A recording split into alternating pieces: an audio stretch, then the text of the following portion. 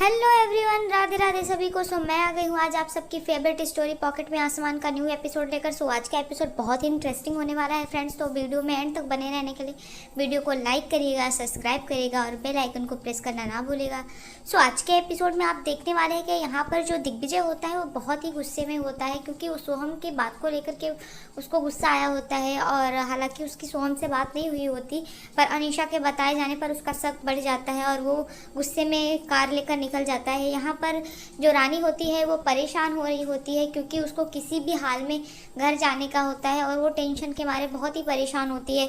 तभी यहाँ पर जो डॉक्टर सोहम होते हैं उसको समझाते हैं कि देखो, इस हालत में तुम्हें इतना स्ट्रेस लेना अच्छा नहीं है, तुम्हारे बच्चे के लिए भी अच्छा नहीं है, तो तुम पहले कुछ खा लो, खा के फिर दवा खाओ।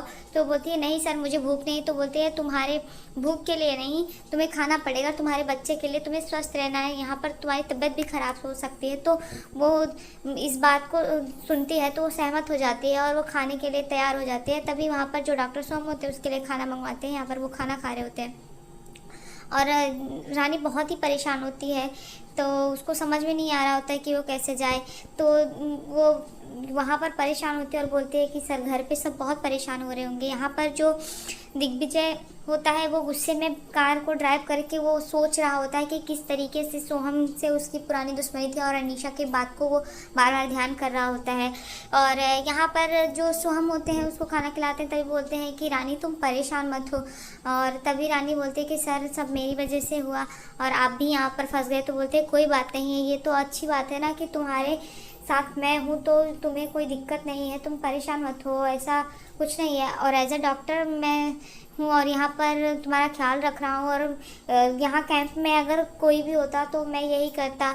तो रानी को समझाते हैं। यहाँ दूसरी तरफ देखेंगे कि घर वाले सब परेशान हुए होते हैं। तभी वहाँ पर जो अनीशा होती है पहुँच जाती है। यहाँ पिंकी जो होती है बोल रही होती है कि वो लोग अभी तक आए नहीं और बाप कब तक भूखी रहेंगी। तभी अनीशा बोलती है कि क्या बा ने अभी तक खाने नहीं खाया? तो बोलती बा, आपने खाना क्यों नहीं खाया? उनको जब मन करेगा वो आ जाएंगे, और आप अपनी तबीयत क्यों ख़राब कर रहे हो? आप खाना खाओ, आपकी तबीयत ख़राब हो जाएगी।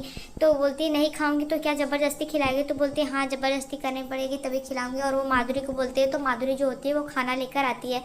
यहाँ पर अनीशा जो होती है वो बा को खाना खिलाती है और बोलती है कि बा आप खाइए। तो वो खाती है। तभी बोलते हैं ये देखो रानी बहू, यहाँ पर वो नारायणी को बोलती हैं कि देखो, ये है इसके संस्कार। एक हमारे घर की बहू जिसको कोई पड़ी ही नहीं है वहाँ पर गई है और यहाँ सबको परेशान कर रही है। वो बोलते हैं कि कितना अच्छा होता कि अगर तू उसकी जगह पर मेरे घर की बहू बनती। और ये तो पता नहीं किस घड़ी में राजकोट वाली मेरे दीगू के गले लग गई। और वो उसको रानी को खरी खोटी सुनाते हैं। यहाँ पर दिग्विजय जो होता है वहाँ पर पहुँच जाता है और वहाँ के जो वॉचमैन होता है उससे पूछता है और फ़ोटो दिखाता है रानी की। तो बोलते हैं हाँ सर, अभी ये दोनों यहीं पे थे। तो रानी जो होती है वहाँ पर सब लोग गरबा खेल रहे होते हैं और रानी बोलती है चले सोहम सर। तो सोहम बोलते हैं कि हाँ चलो। और जैसे ही वो लोग निकलते हैं, वहाँ पे जो गरबा खेल रहे होते हैं वो लोग उसको बाहर पकड़ लेते हैं और बोलते हैं कि आइए नाचिए, और ज़बरदस्ती सोहम के साथ नाचने की कोशिश करते हैं। तभी यहाँ इतने में जो दिग्विजय होता है वहाँ पर पहुँच जाता है और वो सोहम को बिना कुछ बताए 3-4 मुक्के मारता है। तभी रानी उसको बोल रही होती है दिग्विजय रुको रुको, और रोकती है। यहाँ पर बाकी सब जो होते हैं वो भी देख रहे होते हैं ये तमाशा। और रानी बोलती है कि मेरी बात सुनो, लेकिन वो बोलता है कि मुझे तुम्हारी कोई बात नहीं सुननी है, और रानी की बात नहीं सुनता। यहाँ पर वो खरी खोटी सुनाता है सोहम को और बोलता है कि तुझे बोला था ना मेरी बीवी से दूर रह, और तेरी वजह से हुआ, तूने यहाँ पर रोका। तो रानी जो होती है वो अपनी बात समझाने की कोशिश करती है, लेकिन दिग्विजय नहीं मानता है उसकी बात। यहाँ पर बाकी सब लोग जो होते हैं इकट्ठे, वो सब वीडियो बना लेते हैं और वीडियो बना करके वहाँ पर वायरल कर देते हैं। और दिग्विजय जो होता है वो रानी को लेकर के चला जाता है। यहाँ सोहम जो होता है वो कुछ बोलने की कोशिश करता है, लेकिन उसकी बात नहीं सुनता और वहाँ से उसको लेकर के चला जाता है। जैसे ही रानी जाती है घर पे, यहाँ पर घर के लोग जो हैं यहाँ सब सोच रहे होते हैं। और तभी जो अनीशा होती है उसको देख करके पिंकी बोलती है कि तुम यहाँ कब तक रुकोगी, तुम जाओ, वो लोग आएंगे तो हम लोग तुम्हें बता देंगे। तभी नारायणी बोलती है हाँ तुम जाओ अनीशा बेटा, हम लोग बता देंगे जैसे ही आएंगे। तो बोलती है श्योर ना। और तभी तक उसके फ़ोन पे ये वीडियो आता है, तो उसमें बोल देती है कि मैं जा रही हूँ पिंकी भाभी, मेरे जाने के बाद तो आप ही अपना काम कर देना। और वो पिंकी को वहाँ पर बता के जाती है। पिंकी बोलती है ठीक है, और वो वहाँ से चली जाती है। तभी पिंकी जो होती है बोलती है कि चाची मुझे भूख लगी है और मैं कब तक यहाँ पे ऐसे भूखे पेट इंतज़ार करेंगे हम लोग। तभी नारायणी बोलती है ठीक है चलो खाना निकाल दो, सबके लिए लगाओ। और तभी इतने में जो पिंकी होती है वो ये वीडियो तुरंत करती है, ये देखो क्या आया है चाची जी। और वो देखती है कि मारपीट वाला वीडियो रहता है, तो वो दिखाती है।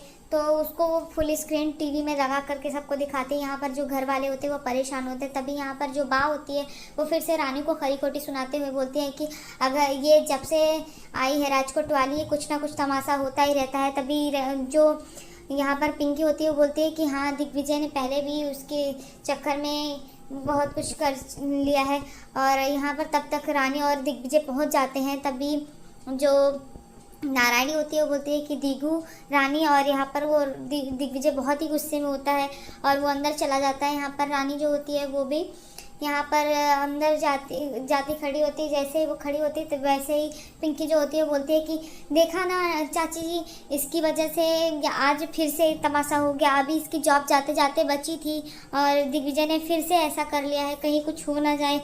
तो वो इस तरीके से बोलते हैं। यहाँ पर रानी जो होती है वो भी गुस्से में जाती है। यहाँ पर रानी और दिग्विजय के बीच में काफ़ी बहस होती है। रानी जो होती है वो बोलती है कि तुम मेरी बात क्यों नहीं सुनना चाहते हो। तो बोलता है कि क्या सुनूं, तुम्हें वहाँ पर क्या रुकने की ज़रूरत थी और तुम वहाँ रुकी क्यों।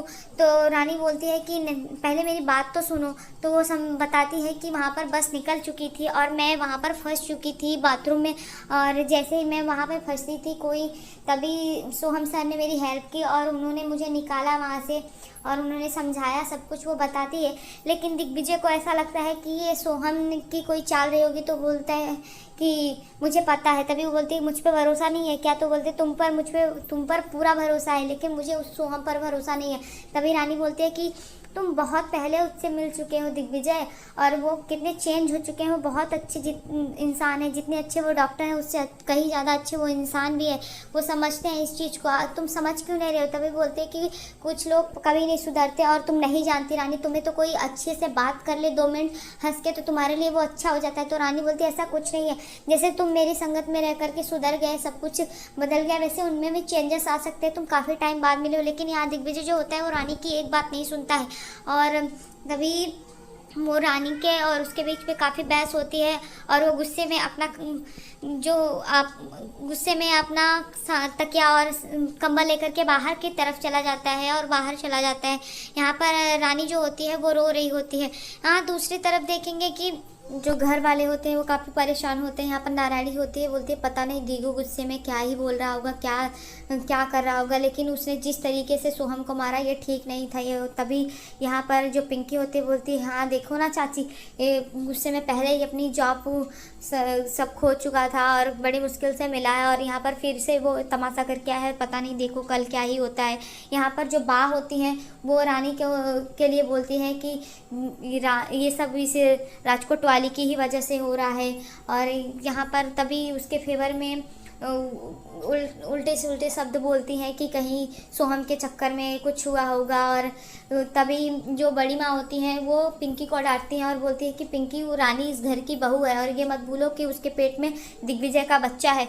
तो यहाँ पर बा जो होती है उसको डांटती हैं बड़ी माँ को और वो शांत हो जाती है। यहाँ दूसरी तरफ देखेंगे कि दिग्विजय जो होता है वो बाहर की तरफ सो रहा होता है और तभी सुबह का टाइम होता है। तो यहाँ पर जो पिंकी होती है वो नारायणी को लेकर के जाती है और बोलती है चाची जी ये देखो। और दिग्विजय को सोफे पर देखकर बोलती है ओ मड़ी मेरा दिकरा यहाँ पर सोया था रात भर। तो बोलते हैं हाँ। और तभी बोलती है कि चाची जी आप जाकर उसे उठाओ, क्योंकि अगर मैं डीजे के पास जाऊँगी ना तो उसका सारा रानी का गुस्सा मेरे ऊपर फूट जाएगा और वो मुझे चिल्लाएगा। तो वो वहाँ से चली जाती है। यहाँ पर जो नारायणी होती है वो दिग्विजय को उठाती हैं और बोलती है यहाँ पर सोया था। तो वो बोलते हैं हाँ। और तभी यहाँ पर जो रानी होती है वो आ जाती है और वो दिग्विजय को बोलती है कि जल्दी से तैयार हो जाओ, डीएन सर ने हमें बुलाया है। तो वो बोलता है कि मुझे नहीं जाना है और यहाँ पर तभी रानी बोलती है कि जब किसी ने गलती की है तो उसकी सज़ा उसे मिलेगी, उसके लिए क्यों परेशान हो रहा है, जाना चाहिए। यहाँ पर नारायणी जो होती है वो भी समझाती है कि दिग्विजय तूने जिस तरीके से सोहम को मारा वो सही नहीं था, तू जा करके माफ़ी मांग ले बेटा और सब कुछ मामला यहाँ पे रफा दफा कर। तभी रानी और दिग्विजय जो होते हैं कॉलेज के लिए पहुँच जाते हैं। यहाँ पर जैसे ही वो जाते हैं तो अनीशा को देख करके रानी को गुस्सा आता है। तभी रानी जो होती है बोलती है कि किसी के घर जल रहे हो तो तुम हाथ सेकने ज़रूर आ जाती हो। तो वो बोलती है कि मैं आई नहीं हूँ, मुझे बुलाया गया है।